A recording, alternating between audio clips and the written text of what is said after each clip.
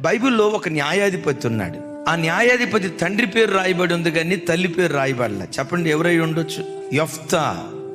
తల్లి పేరు రాయలా. ఏమని రాసిందో తెలుసా? వేశ్య. వేశ్య. ఆ యెఫ్తానే మిస్పాలో దేవుని సన్నిధిలో కూర్చొని తన సంగతి అంతా చెప్పాడు. నా పుట్టుకు సరైంది కాదయ్యా, ఓ చెడ్డ తల్లికి పుట్టినోడిని.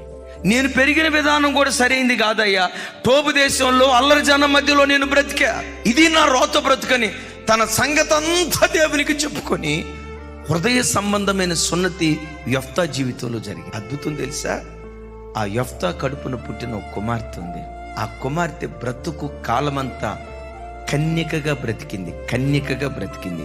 అయ్యలారా, నీ వంశవృక్షం తాగుబోతుల వంశవృక్షమేమో, తిరుగుబోతుల వంశవృక్షమేమో, అక్రమ సంబంధాల్లో బ్రతికే వంశవృక్షమేమో, వావి వరుసలు తప్పి చీకటి బ్రతుకు బ్రతికే వంశవృక్షమేమో, నీ గతకాలపు వంశవృక్షం దొంగల వంశవృక్షమేమో.